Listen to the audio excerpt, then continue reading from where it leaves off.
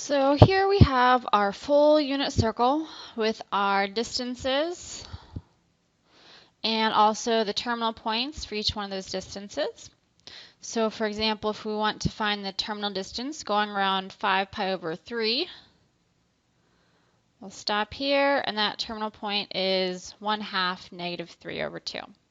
So first let's find the terminal point determined by t is 8 pi over 3. So let's see if we have this on here. We look at each one of these and we don't see an 8 pi over 3.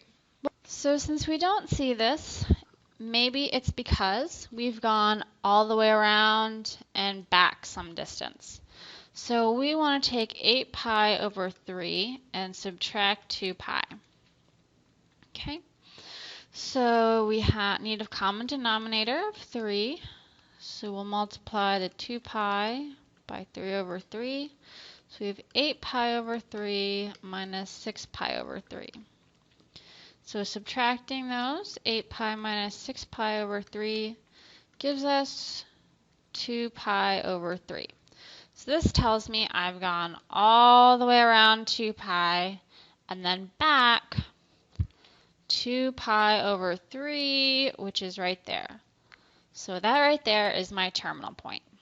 Okay. Now let's try this part B. Find the terminal point determined by negative pi over 2. Remember that negative means we're going clockwise. So we need to go negative pi over 2, which is 1/4 of our circle. So we're going to end up right there. So this right here is my terminal point for negative pi over 2. And now we're going to let you try to find the terminal point for 7 pi over 6 and negative 5 pi over 4. So again, pause the video, and then when you're ready, come back and see what we've done. So if we want 7 pi over 6, we want to see if we can find that on our unit circle. There it is. So that means we've gone this distance, and this is my terminal point. Now this next one's going to be a little trickier. Remember, we have this negative sign, so we're going this way. So negative 5 pi over 4. Okay, so we know that, positive 5 pi over 4, we've gone this far, but we're going negative. So we know that we need to go half of our circle. Let's erase some of these colors. Okay, so we're going half of our circle. And then how far did we go? We went going the other way, we went another 1/4. So we still have another 1/4 to go. And there we are. And this is our terminal point. Okay.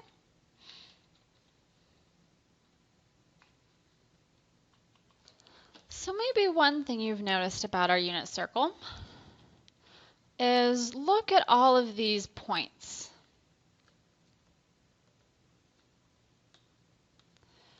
Notice that we have the same numbers repeating, but with different signs.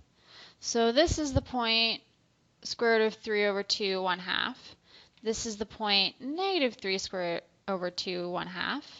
Then we have negative square root of 3 over 2, common negative 1/2. And we have square root of 3 over 2, common negative 1 over 1/2. So let's think about why do we have these sign changes first of all. So we have sign changes because in quadrant 1, both our x and our y are positive.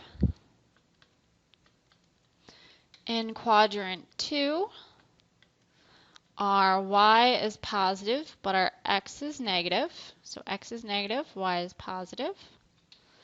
In quadrant 3, we have negative x and negative y. And then in quadrant 4, we have positive x and negative y. So positive and negative.